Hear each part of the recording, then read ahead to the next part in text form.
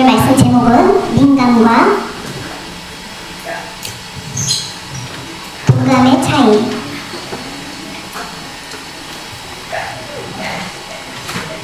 대해서 말씀을 함께 은혜를 나누기 원합니다. 여러분, 민감이 좋을까요? 동감이 좋을까요?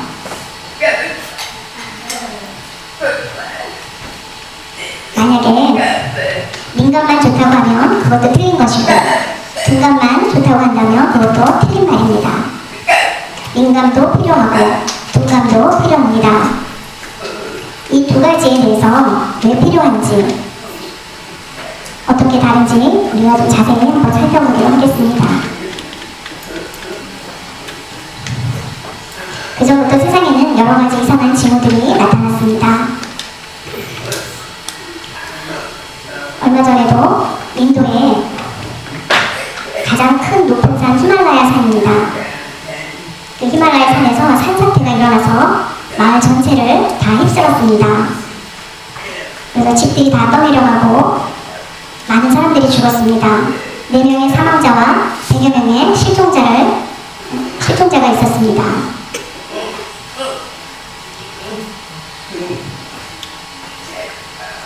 이런 사건들을 보면 이제 말세가 마지막에 가까움을 느낍니다. 인도 옆에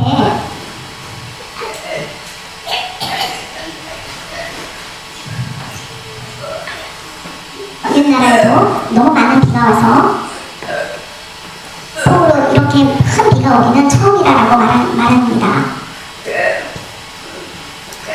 저 사람은 이슬람 사람입니다. 그러나 세상에 이런 자연재해를 보면서 마지막 때가 가까움을 느낀다라고 인터뷰를 하였습니다. 예전에는 그런 일이 없었는데 이렇게 많은 폭우가 내린 적은 별로 없었던 나라라고 합니다. 또 스페인에도 큰 불이 나서 16일 동안 큰 살인동해와 최악의 불로 인해서 계속 지속적으로 불이 나서 많은 더위로 고생을 했습니다. 또 스페인에는 폭염으로 1,100여 명이 사망을 했다고 합니다. 16일 동안. 우리가 최고 더울 때의 기온이 38도 그랬습니다. 그럼 저기는 스페인에는 48도를 나타내고 있습니다. 아마 우리나라가 48도면 거의 외출이 불가한 상황입니다. 땀이 아마 비 오듯이 쏟아질 거고 외출을 할 수가 없는 상황입니다. 이렇게 16일 동안 스페인에는 48도의 날씨로 지속적으로 지금 이어져 있고 아직도 날씨가 덥다고 합니다.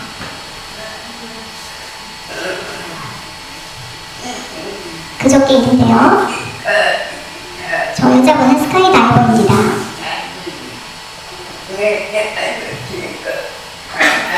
비행기에서 뛰어내려서 이렇게 스카이다이버로 낙하산을 피고 내려오는데요. 비행기 안에서 낙하할 때 이 여자분이 아주 프로라고 합니다. 경력은 500회 이상의 경험을 가진 훌륭한 선수입니다. 전문가이기도 합니다. 근데 그저께 비행기에서 뛰어내릴 때 결국은 떨어져서 낙하해서 죽었습니다. 왜 그랬을까요? 만약에 초보자라면 실수로 그럴 수 있다라는 생각이 듭니다. 그러나 저분은 프로이고 선수이면서 선생님입니다. 근데 낙하산이 펴지질 않았습니다. 그리고 그 옆에 보조장치가 있는데 둘 다 작동을 하지 않았습니다. 그 사건의 이후로 그 전날 애인과 헤어졌다고 합니다. 전날에 사랑하는 남자와 헤어졌는데 이 여자분이 의도적으로 너무 화가 나서 결국은 자살을 한 사건이었습니다. 31살의 아름다운 미모를 가진 분인데 그냥 헤어졌으면 다른 사람을 또 만나면 될 텐데 세상에 많은 남자들이 있습니다. 헤어지면 헤어진 걸로 잘 이별을 정리하면 되는데 요즘은 사람들이 저렇게 자기 감정을 컨트롤하지 못하고 죽음을 선택하는 경우도 종종 있습니다. 누가복음 21장 29절에서 31절 말씀 보면 이에 비유로 이르시되 무화과 나무와 모든 나무를 보라. 싹이 나면 너희가 보고 여름이 가까운 줄을 자연히 아나니 이와 같이 너희가 이런 일이 일어나는 것을 보거든 하나님의 나라가 가까이 온 줄을 알라. 아멘. 무화과 나무에 잎이 나면 이제 여름이 오겠구나 라는 것처럼 우리가 지금 일어나는 현상들을 보면 이제 세상의 마지막 때가 가까이 오늘 점점 더 가까이 오늘 우리가 미리 추측하고 알아야 될 필요가 있다는 이야기입니다.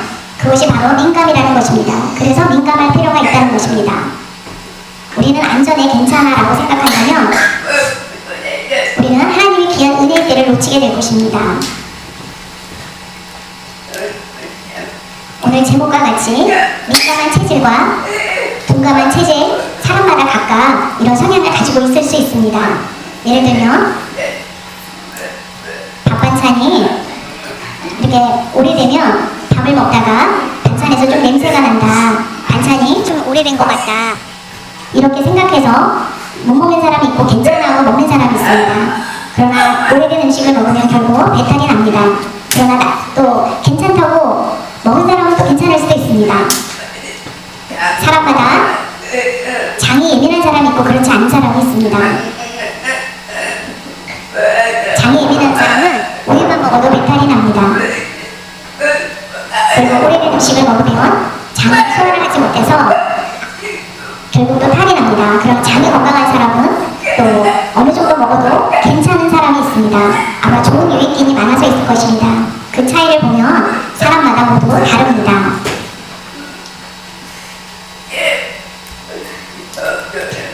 부부 사이에도 서로 성격이 다릅니다. 예를 들어 아내는 너무나 청결한 사람이고 또 남편은 매일 청소하지 않아도 가끔 해도 된다는 성향을 가진 사람도 있습니다. 그래서 남편이 볼 때는 너무나 깨끗하고 청결을 유지하는 아내가 피곤해 보일 수도 있습니다. 그것은 성격 차이이기 때문입니다. 그것은 아마 너무 깨끗하게 지나치게 하는 사람을 보고 우리는 결벽증이라고 얘기합니다. 그 결벽증의 단어는 다른 말로 하면 청결이 너무 지나친 거에 대해서 오는 병입니다.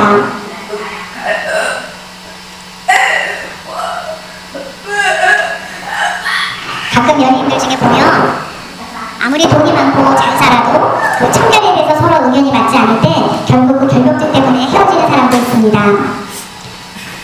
이처럼 민감과 동감의 차이는 다릅니다. 민감을 예화를 들 때 일본과 대한민국을 보면 대한민국은 굉장히 민감합니다. 그래서 빠른 속도로 나라가 발전했습니다. 그러나 일본은 천천히 가는 문화를 가지고 있습니다. 상대적으로 단점과 장점이 있습니다. 우리나라는 빨리 모든 것을 성장시켰기 때문에 그 빠른 것이 안 되면 사람들이 자기 컨트롤을 하지 못하고 또 자살로 이어지는 상황들도 있습니다. 너무 빠르다는 거, 그게 좋은 걸까요? 느리게 가는 것이 좋은 걸까요? 빠르게 간다면 빨리 지칠 것입니다.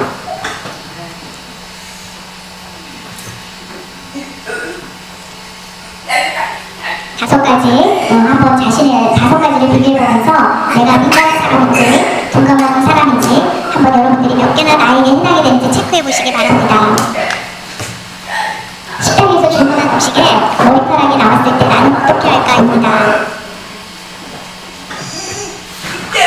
그러면 나는 기분이 나빠서 사장님을 부릅니다. 그러고는 아니면 나는 그냥 참고 머리카락이 들어갈 수도 있지 하고 머리카락을 빼고 그것을 참고 음식을 먹는 사람입니다. 사장님을 불러 교환을 요구하는 사람은 민감한 사람이고 그냥 그것을 참고 먹는 사람은 둔감한 사람입니다.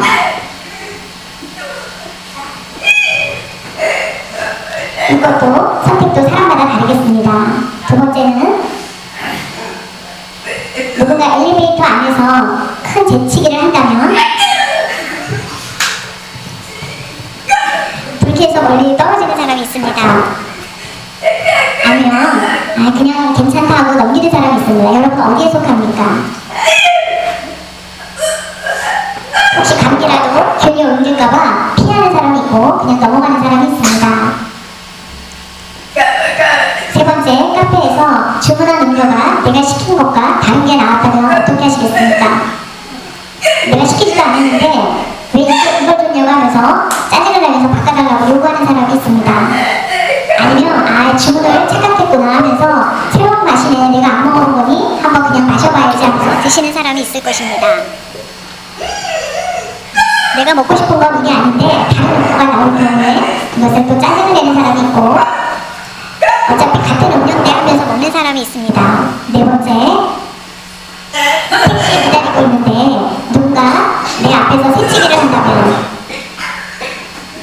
그러면 이 사람 참 무례하고 하면서 욕을 하거나 짜증을 내는 사람이 있고, 급한가 보다 이러면서 이해하고 먼저 양보해서 다음을 기다리는 사람이 있습니다. 여러분은 어디에 속합니까? 짜증을 냅니까? 아니면 급해서 그런가 보다 하고 좀 기다려주는 둔감한 사람입니까? 마지막 다섯 번째, 친구들과 재미있게 수다를 떠는데 어린아이가 흉내를 내면 여러분 어떻게 합니까?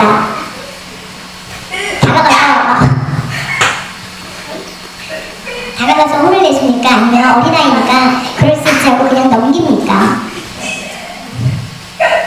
만약에 다가가서 혼을 내준다면 민감한 사람이고, 그냥 중요한 일이 아니니 아이가 그래서 그렇다 하고 그냥 넘기는 사람은 둔감한 사람입니다. 여러분은 오늘 5가지에 몇 가지가 나에게 해당됩니까? 만약에 두 번째 선택을 많이 했다면 둔감한 사람이고, 첫 번째 선택을 했다면 민감한 사람입니다. 가장 좋은 방법은 별일 아닌 것에는 둔감하고 그렇게 둔감한 게 낫습니다. 중요한 일에는 민감해야 될 필요가 있습니다.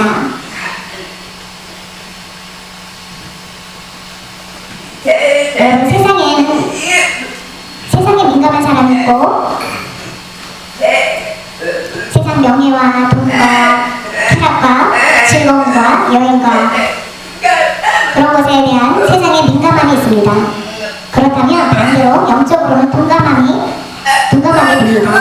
세상을 더 따라가고 세상을 좋아하면 영적으로는 둔감하게 되고 있습니다. 같이 상생할 수 없습니다.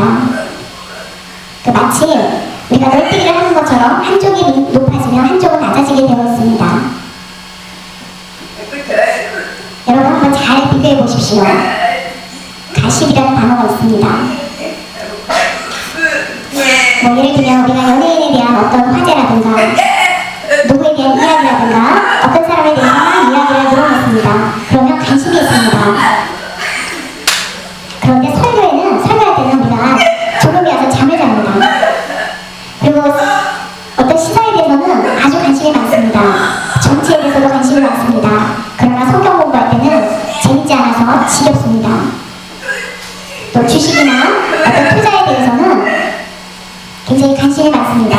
그러나 간신한 간증에 대해서는 재미도 없고 하기도 싫습니다. 또 쾌락이나 놀이문화나 우리에게 즐거움을 주는 것에 대해서는 흥미를 느낍니다. 그러나 누군가를 도와주고 구제하는 데 있어서는 적극적이지 않습니다. 또 유흥도 그렇습니다. 우리가 먹고 마시고 즐기는 모든 것에 대해서는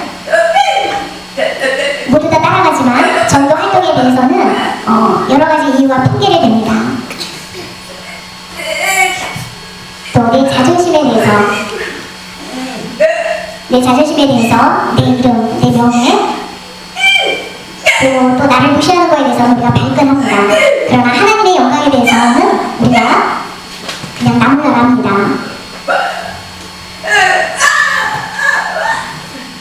나를 욕하는 것은 화가 나지만 하나님을 욕하는 것은 화가 나지 않습니다. 여러분, 세상적인 것에 대해 민감함. 우리가 세상에 민감하면 영적으로는 둔감하게 됩니다. 이게 반대가 되는 것입니다. 그러나 영적으로 민감한 사람은 하나님 나라를 위해서 예배와 기도와 찬양과 또 구제와 여러 가지 봉사와 그런 것에 협력할 때 영적 민감함이 높아질 때는 세상적으로는 둔감하게 되어 있습니다. 이것 또한 반대 상황입니다. 여러분 한번 스스로를 한번 살펴보면서 내가 영적으로 민감한지 아니면 내가 둔감한지 한번 살펴보시고 회개해 보시기 바랍니다. 에베소서 4장 22절부터 24절. 너희는 유혹의 욕심을 따라 썩어져가는 구습을 따르는 옛사람을 벗어버리고 오직 너희의 심령이 새롭게 되어 하나님을 따라 의와 진리의 거룩함으로 지으심을 받은 새 사람을 이루라. 아멘. 우리가 예수 믿기 전에 또 우리가 신앙생활을 올바르게 하지 못하는 동안에 우리의 습관을 지나서 우리가 하나님을 잘 믿게 되면 우리가 그 과거의 우리의 모습을 통해서 신앙을 고백하게 됩니다.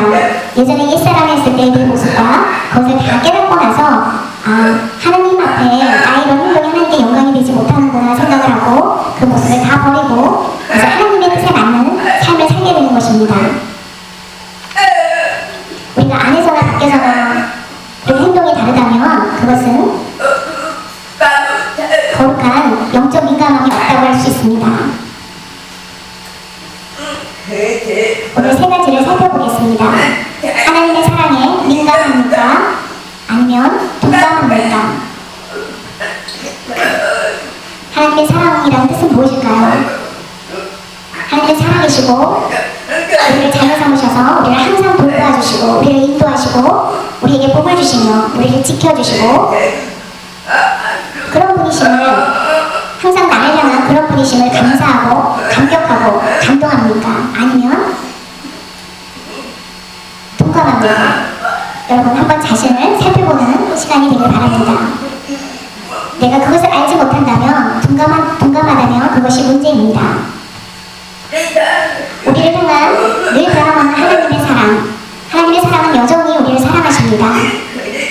우리가 하나님에 대한 그 사랑과 은혜를 깨닫는다면 우리는 늘 여전히 그 사랑을 알아야 됩니다. 그러나 들쑥날쑥 그 사랑을 모르고 지나간다면 안 됩니다. 하나님 우리를 지으셨을 뿐만 아니라 우리를 여전히 사랑하시고 우리를 자녀 삼으셔서 특별히 하나님이 우리를 보실 때 눈동자처럼 지켜주신다고 말씀하셨습니다. 우리가 위험한 상황에서도 우리가 얼마나 위험한 상황들이 많습니까? 세상 사람보다 하나님을 믿는 사람들이 그런 위경이나 위기에서 우리를 하나님이 지켜주시고 보호하신다는 그 은혜를 우리는 너무나 많이 경험하고 있습니다. 하나님의 그 뜨거운 사랑을 우리가 깨닫지 못하는 것 같습니다. 그러면 하나님 마음이 어떠시겠습니까? 아마 섭섭하실 것 같습니다. 로마서 5장 8절 말씀, 우리가 아직 죄인 되었을 때 그리스도께서 우리를 위하여 죽으심으로 하나님께서 우리에 대한 자기의 사랑을 확증하셨느니라. 아멘.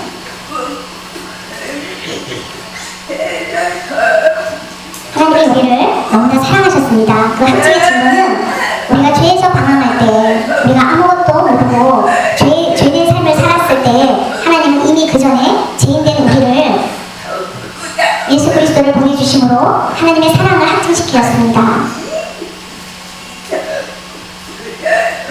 우리가 순종을 잘하고 하나님 앞에 충성하고 또 하나님 앞에 우리가 잘했을 때 하나님이 거기에 대해 보답으로 주시는 사랑이 아닙니다. 어떤 상황에서도 우리가 죄인된 삶을 사는 그 모습 가운데서도 불구하고 하나님은 모두에게 하나님의 아들을 내어주심으로 하나님의 사랑을 확증시키셨습니다. 이 말씀에 우리가 동감하다며 나와 상관이 없다라고 생각하는 그런 사람들이 있을지도 모르겠습니다. 예를 들어 어떤 사람이 하나님께서 세상을 사랑하시는데도 불구하고 세상의 모든 부조리와 부패는 왜 존재하나요? 이런 질문을 했습니다. 그리고 악인들이 득세하고 의로운 사람들이 억울하게 고통받는데 하나님은 왜 이렇게 방치하시나요? 이렇게 질문했습니다. 이 질문처럼 혹시 우리도 우리 마음속에 이 말씀에 동의하시나요? 동의할 수도 있습니다. 그러나 분명한 것은 하나님은 이렇게 답하십니다. 지금 세상에 벌어지는 일들은 나도 안타깝지만 너희의 삶은 이 땅에서 끝이 아니다. 그 뒤에 이 땅에서의 삶이 끝나면 너희는 나의 공의로움을 인정하게 될 것이다.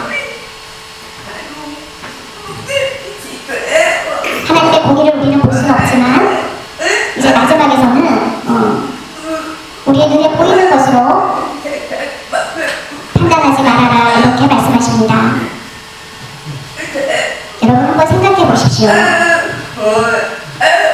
세상에는 악이 존재함에도 그런 일을 하는 사람들도 잘 사는 사람들이 있습니다.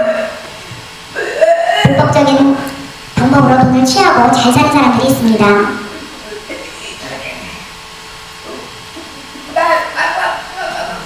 여러분, 그거는 동물로 표현하자면 돼지와 같습니다. 돼지 앞에 콩을 이렇게 떨어뜨리면 돼지가 결국은 그 콩을 따라서 먹으면서 갑니다. 그리고는 결국 마침내 도살장까지 끌려가게 되는 것입니다. 우리가 지금 보이는 것보다 이 땅의 마지막 삶의 마지막에 하나님의 공의가 있다는 것을 우리는 알아야 됩니다. 우리가 이 땅에서 의롭게 살면서 가난하게 살고 하나님 앞에 바로 서면서 사랑해 볼 때는 가난해 보이지만 그 사람의 마지막 끝은 하나님 심판대 앞에 섰을 때에 하나님의 그 사람의 행위와 믿음을 통해서 공정하게 판단하실 것입니다. 두 번째, 예수님 은혜에 민감합니까? 둔감합니까? 하나님은 우리를 사랑하시고 그 사랑하심의 증표는 바로 십자가의 은혜입니다. 우리의 죄를 대속하여 주신 십자가의 그 은혜, 우리가 그 은혜에 대해서 민감합니까? 둔감합니까? 죄에 대해서 민감한 사람도 있고 또 죄에 대하여 둔감한 사람도 있습니다. 우리가 세상 밖에서 예수 믿지 않는 사람들은 괜찮다, 적당히 불의해도 괜찮다라고 생각하는 사람도 있습니다. 그러나 하나님을 믿는 우리는 죄에 대해서 죄를 짓지 말아야 됩니다. 우리가 몰래 보이지 않는다고 죄를 짓는다면 그것은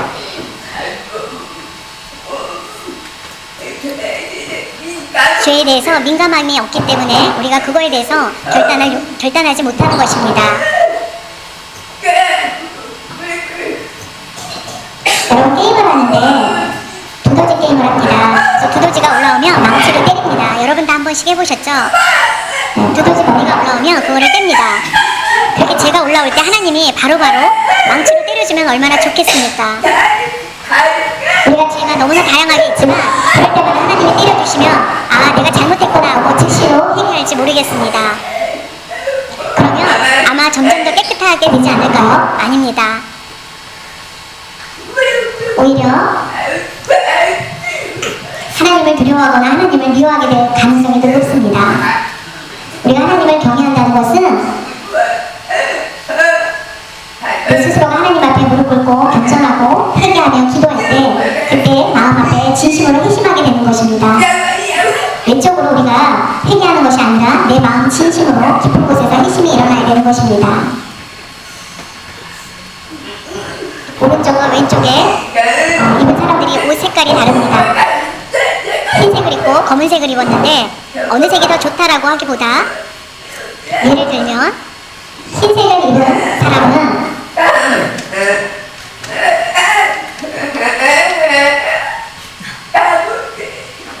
왜냐면 검은색은 하얀색에 눈에 튀기 때문에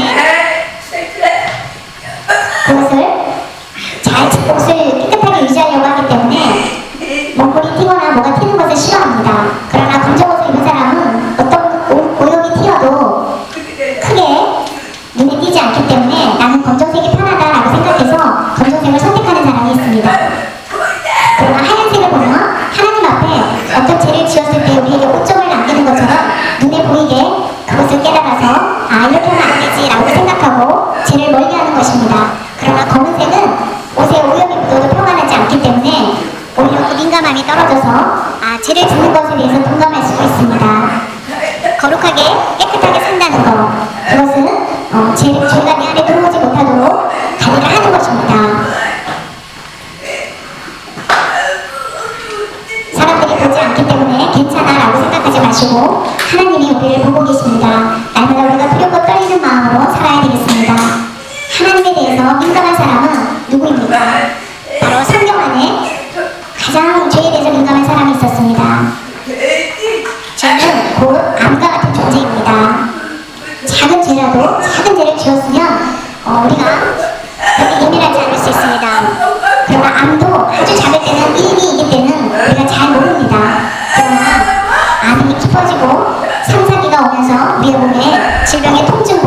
우리가 우리 몸에 증상을 느끼는 것처럼 죄도 자꾸 짓게 되면 암과 같이 1기, 2기, 3기처럼 그럴 땐 잘 모릅니다. 그러나 죄가 깊어질수록 하나님이 우리를 벌하시고 심판하실 때가 오실 것입니다. 죄는 곧 암이라는 존재라고 생각하고 우리가 그렇게 그 생각을 가져가시기 바랍니다. 바울은 죄에 대해서 아주 민감한 사람이었습니다. 디모데전서 1장 15절 그보다 모든 사람이 받을 만한 이 말이여 그리스도 예수께서 죄인을 구원하시려고 세상에 임하셨다 하였도다 죄인 중에 내가 계수니라. 아멘. 저 노란색 글씨를 보시면 내가 죄인 중에 내가 계수니라 라고 할 정도로 그 죄 중에 죄인 중에 내가 가장 큰 계수라고 고백합니다. 바울은 죄에 대해서 아주 민감한 사람이었습니다. 우리도 바울과 같이 그렇게 죄에 대해 민감한 사람이 되었으면 좋겠습니다.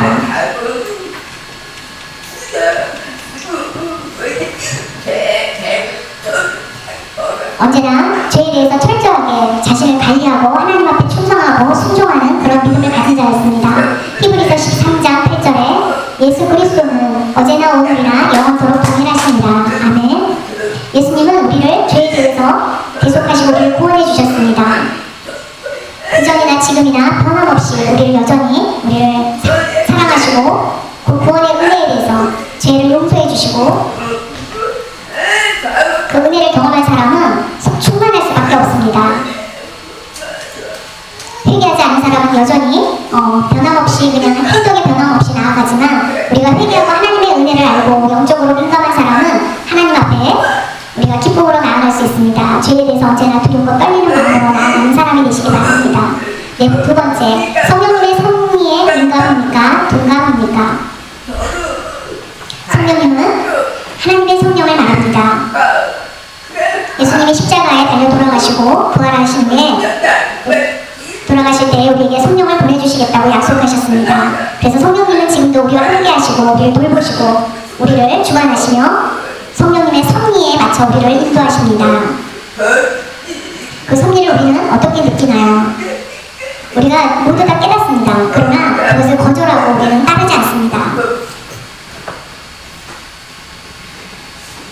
요한복음 14장 26절 보혜사 아버지께서 내 이름으로 보내실 성령 그가 너희에게 모든 것을 가르치고 내가 너희에게 말한 모든 것을 생각나게 하리라. 아멘. 성령님의 하시는 일은 세상에 오시고 하나님 나라와 복음을 전하고 말씀을 들을 때에 우리 예수님이 십자가에 달려 돌아가셔 죽으신 뒤에 예수님이 우리에게 가르쳐 주셨던 그 모든 말씀을 깨닫게 하신다라고 하셨습니다.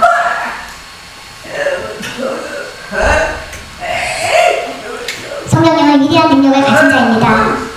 우리가 무지하고 우리가 알지 못할 때 성령께서 우리를 인도하시고 우리를 가르치시고 깨닫게 하십니다. 그 섭리에 따라 살게 되면 우리는 완벽한 삶을 살게 되는 것입니다. 그러나 내 마음대로 내 뜻대로 성령님의 뜻을 따르지 않는다면 우리는 실패할 수밖에 없습니다.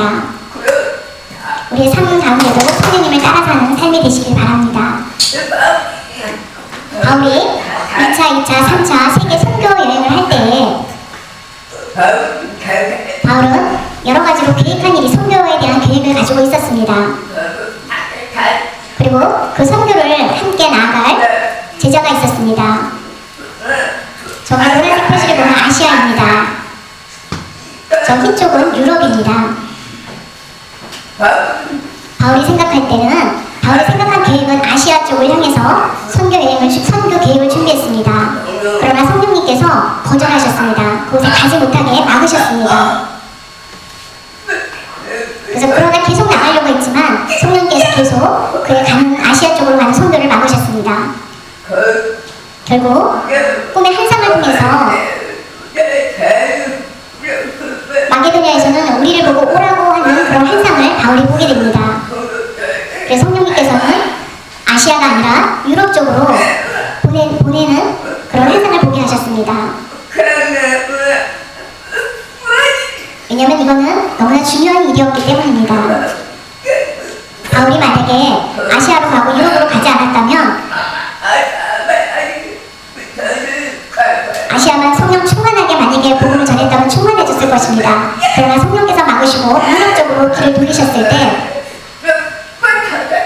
그곳에 유럽 전체를 선교하면서 교회를 많이 세우게 되었습니다. 데살로니가 교회, 빌립보 교회, 고린도 교회, 곳곳에 많은 교회를 세우기 시작했습니다. 그때서야 유럽에 선교를 통해서 세계가 복음화되어지는 놀라운 일을 경험하게 됩니다. 만약에 유럽으로 가지 않고 아시아로 갔다면, 인도나 이런 쪽으로 갔다면 아마 너무나 나라가 위험하고 세계가 위험한 그런 지경에 있을지도 모릅니다. 방향을 돌렸기 때문에 하나님의 성령이, 예수 그리스도의 성령이 인도하신 말씀이 있습니다.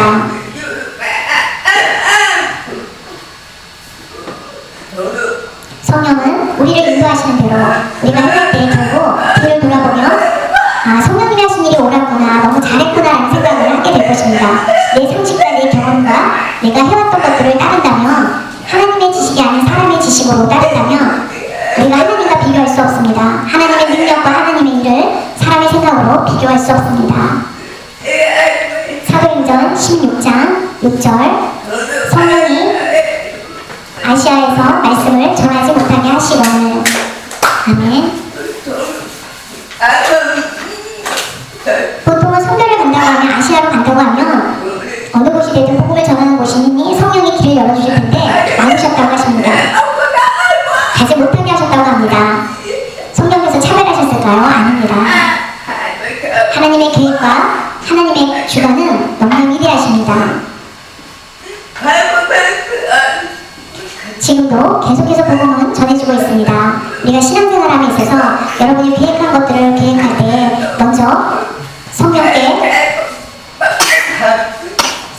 때로는 여러분의 계획을 막으실 때도 있습니다. 그러나 그럴 때 여러분이 기도하신다면 하나님 왜 이 일을 막으시는지, 다른 방법을 통해서 하시는지 그것을 빨리 깨닫고 돌이키는 자가 되기를 바랍니다. 그렇지 않고 내 뜻대로 계속 간다면 계획이 망칠 때도 있습니다. 우리 얼마 전에 8월 15일날 강주에 있는 노아의 박물관을 우리는 다녀왔습니다. 여러분 가서 보셨듯이 그 박물관에 되어있는 그 배 모양은 크기는 정말 4분의 1 정도의 작은 모양이었습니다.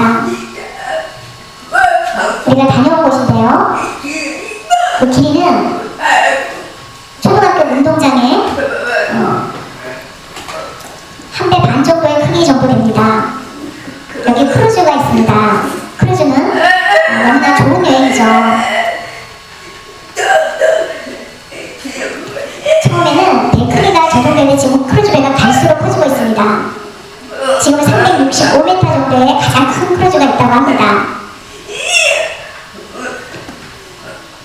여러분, 이 두 노아의 방주와 크루즈 배를 보면 어떤 생각이 듭니까? 노아의 방주는 그냥 너무나 빈약해 보이고 크루즈는 너무나 화려하고 좋아 보입니다.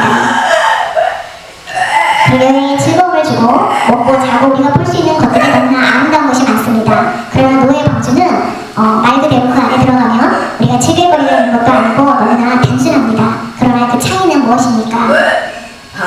노아의 방주 안에는 구원의 방주라는 표시가 있습니다.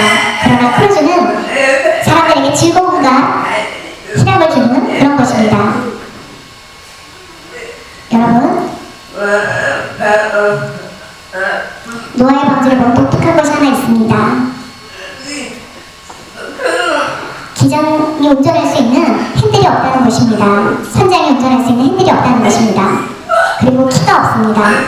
그러나 크루즈는 선장이 운전하는 기장도 있고 또 키도 있습니다. 방향을 알려주는 것입니다. 저렇게 큰 배인데도 어떻게 기장도 없고 키도 없을까요? 40일 동안 그렇게 많은 배가 오고 했을 때 그 떠있는 배를 하나님께서 정말 정확하게 그 배를 안착시키셨고, 배가 그렇게 폭풍 가운데 휘둘리다가 떠내려가는 배를 하나님은 아라라산에 정확하게 그 배를 안착시키셨습니다. 그걸 보면 그 모든 것은 하나님이 주관하신다는 거, 하나님이 인도해 주신다는 거, 그 모든 것을 하나님은 틀림없이 정확하게 일하신다는 거. 그러나 크루즈는 사람의 방법으로 하는 것입니다. 우리가 하나님한테 맡긴다면 하나님은 우리를 실패와 멸망으로 인도하지 않습니다. 성령의 열매는 9가지입니다.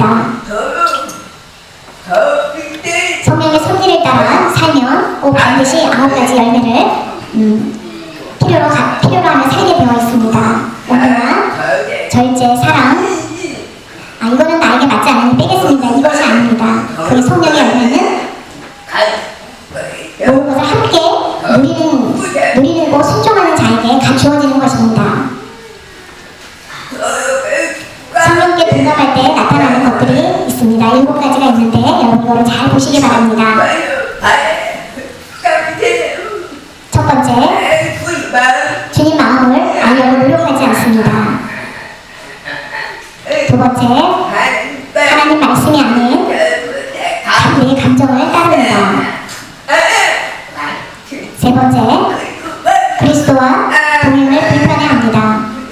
네 번째, 마음에 쓴뿌리가 자라고 있습니다. 그것은 미움입니다. 다른 사람을 미워하는 것입니다. 그 쓴뿌리가 자라면 결국 독이 됩니다. 다섯 번째, 고르반을 악용하여 눈을 속입니다.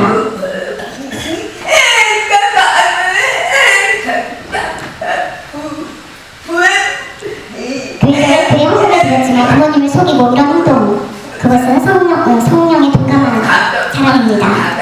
여섯 번째, 감사에 망각한 사람입니다. 일곱 번째, 상한 갈대를 보지 못합니다.